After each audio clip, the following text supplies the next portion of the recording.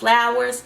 Welcome back to another episode of The Black Hand Side. Thank you guys for joining me today. I just kind of want to talk a little bit about African ancestry. I know a lot of people have heard about Ancestry and 23andMe, MyHeritage, all of the other DNA companies, but today I specifically want to talk about African Ancestry and reveal my results to you all. Now, for the sake of transparency, I have already taken this test and I already know the result. I took this test back in 2016. And I thought it was important, just based on looking at different comments about the company, that a lot of people didn't really understand the difference between a matrilineal and patrilineal DNA test and an autosomal DNA test. So what are the differences? So if we look at companies like Ancestry.com, 23andMe, MyHeritage, all of these companies are autosomal DNA companies. What this basically means is they do a SNP test, and they do that by looking at specific areas, SNPs of your sequences, and from there they actually look for admixture, which is basically an overall composite of everything that you're made up of, or they believe or estimate you're made up of. Now, how is African Ancestry different? Certain companies like African Ancestry actually go in and they look at your mitochondrial DNA, and they also look at your Y chromosome DNA. So if you are a woman, you pass your mitochondrial DNA down as you have children. And so for me, there was a woman 500 to 2,000 years ago who was of a specific ethnic group. Because that woman carries mitochondrial DNA, that same DNA was passed down to me. So it does not change. And when I have children, they will also inherit my mitochondrial DNA. That goes for both my sons and my daughters. The only difference is my sons cannot pass on the mitochondrial DNA to their sons. Only women can pass that on to their children.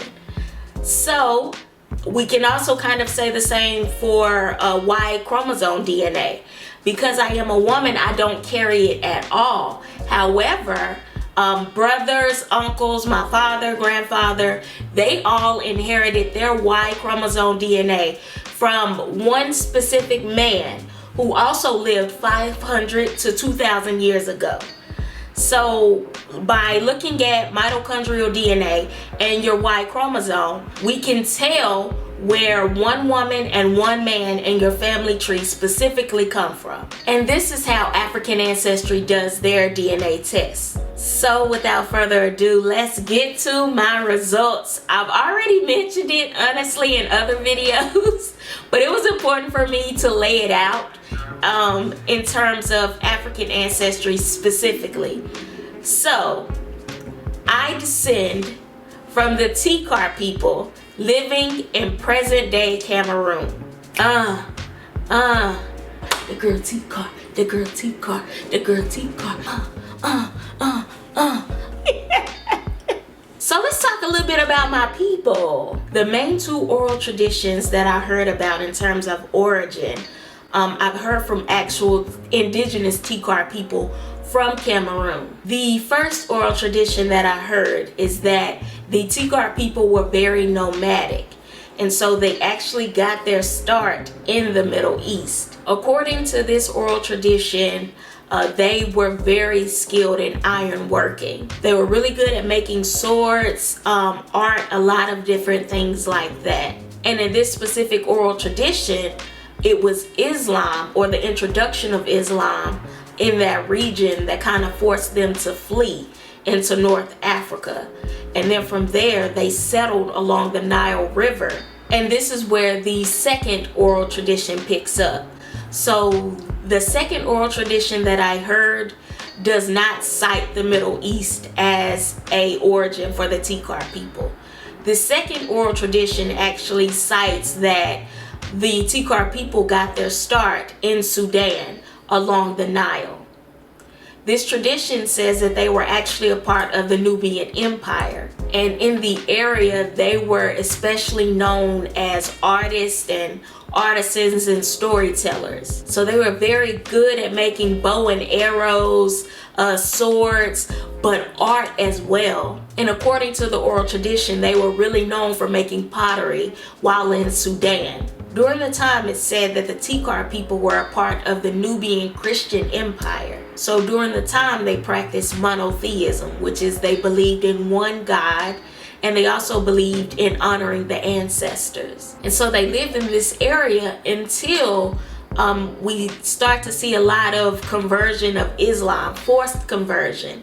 And it said that the Tikar ancestors actually fled Nubia and traveled to the Lake Chad area. So they came through Chad and then they settled in northern Cameroon. It's also said in this oral tradition that they lived there for several hundred years without issue. During this time, northern Cameroon was also beginning to see a lot of Fulani traders. These particular Fulani traders also practiced slavery, and due to this, during the period, we're also starting to see a lot of forced enslavement of a lot of northern Cameroonians. We see the Bamileke, we see the Tikar and other smaller ethnic groups living in close proximity. But with the forced conversion by Fulani traders into Islam, we see both ethnic groups flee to the southern region of Cameroon to the west. It's believed that the Bamileke people actually arrived in the grasslands of Bamenda first. Later, the Tikar arrived as well, and we see them really start to take over the grasslands area of Cameroon. It's during this period that the Tikar people are seen as Sudanese conquerors. And soon, the indigenous inhabitants of the grass fields actually began to assimilate to Bamileke and Tikar culture. If we look back, several historians actually compare the Tikar people to different Sudanese cultures. As I said before, the Tikar people are amazing storytellers and artists. It's believed that their iron making skills that they use for their artistry was a skill that they actually learned in Sudan along the Nile. So that when they entered Cameroon, it wasn't really a skill that they saw amongst other ethnic groups. This kind of allowed them to take over the trade in the area. So if we look at a lot of different Tikar masks, they are highly different but so detailed and so intricate, beautiful. Another thing is if we look at Nadab fabric. So Nadab is actually a village that both the Tikar and the Bamileke people claim. And for me personally, I think it's one of those regions that kind of show where both cultures met and something beautiful came from it. So we have Nadab fabric. You oftentimes see more Bamileke people actually wear this fabric, but I have seen a few Tikar people in this as well. So if we really look at the Grasslands people all together, the Bamoon, like I said, Tikar, Bamileke, and some of the smaller ethnic groups in the region, they really created something different from other areas of Cameroon, as well as Central Africa and West Africa all together. Another thing that I really love is that the Tikar people, like I said, were storytellers, but with that, they were originally known for their writing. And that kind of made my heart smile because I'm a writer as well, and I also am a storyteller, especially when I found out that their original language actually had a form of writing as well.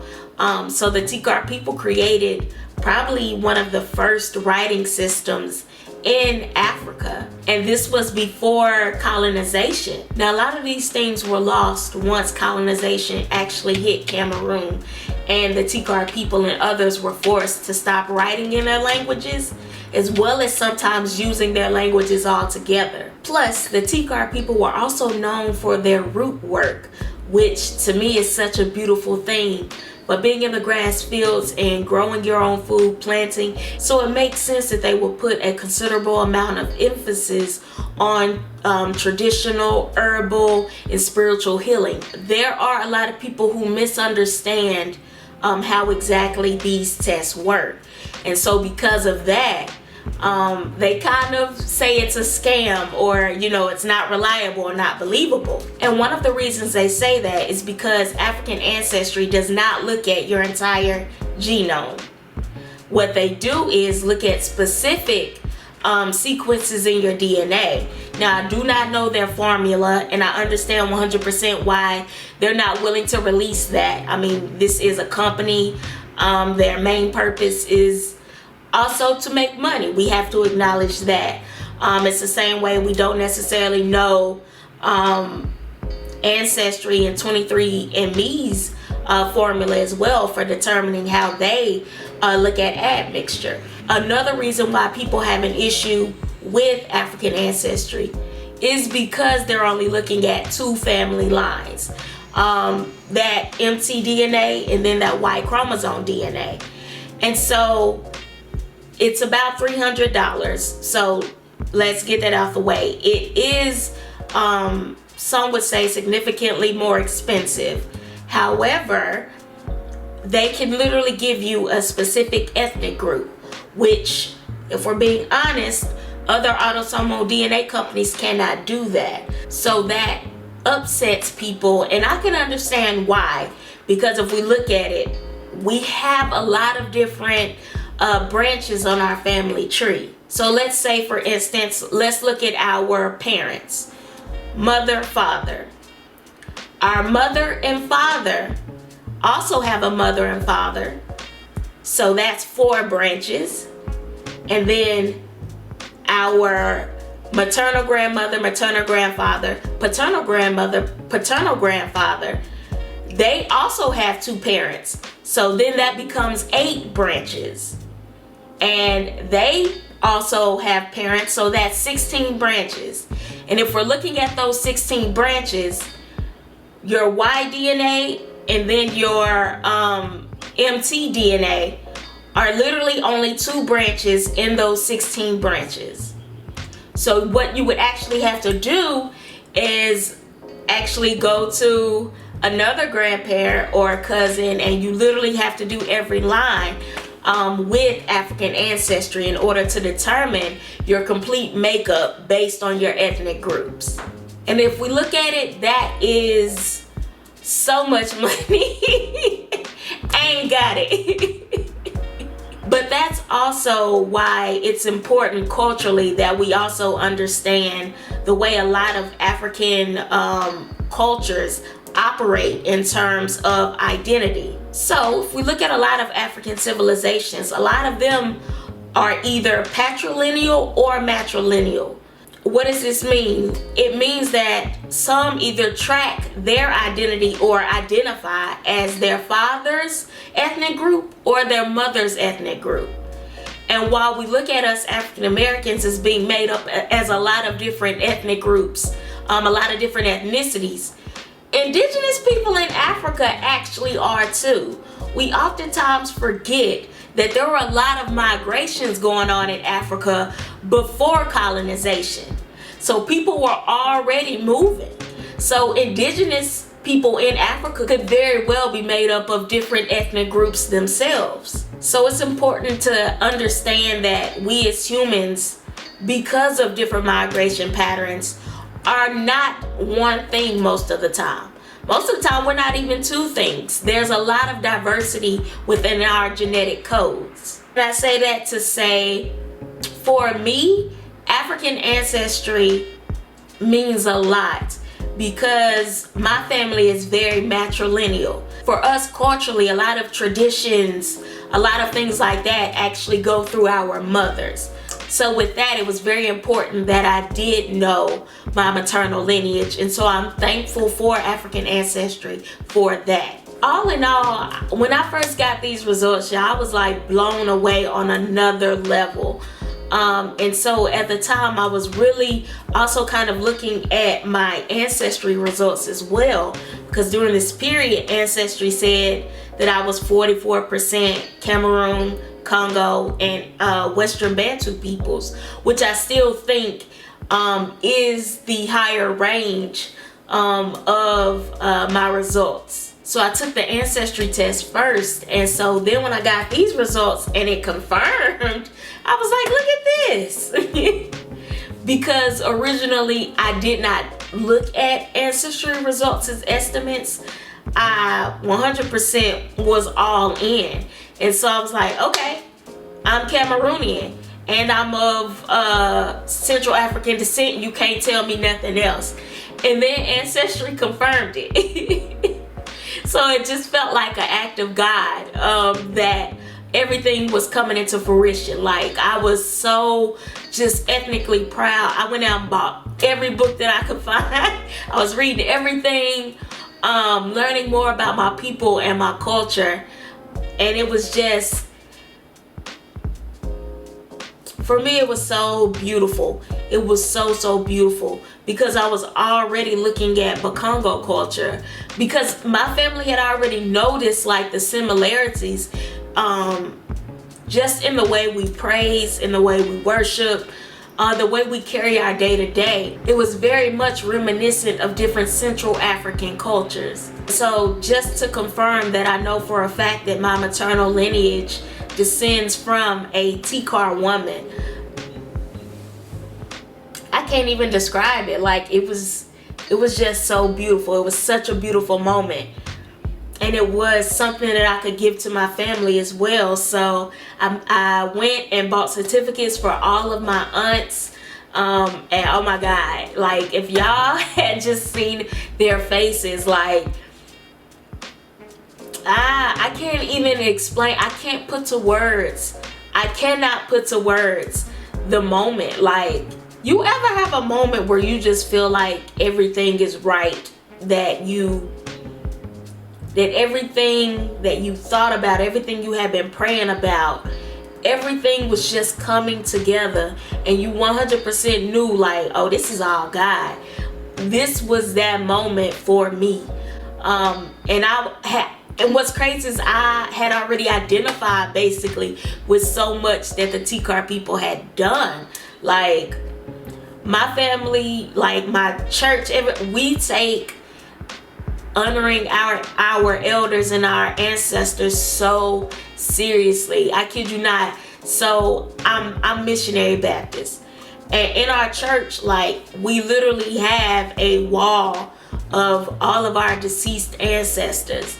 And so there's just moments where we, like, as a church, just reminisce on the people. I won't say that we lost, but the people that we no longer get to physically experience. And just to see everything come together, oh, it did my soul so much good. Like, it was a blessing. I thank you all for watching this video. If you would, please give it a like and subscribe. Hit the bell so that you can get notifications for future videos that I might do. I wish you blessings, love, peace, and light. And as always, next time you see me, give me 5 on the black hand side, y'all. Peace.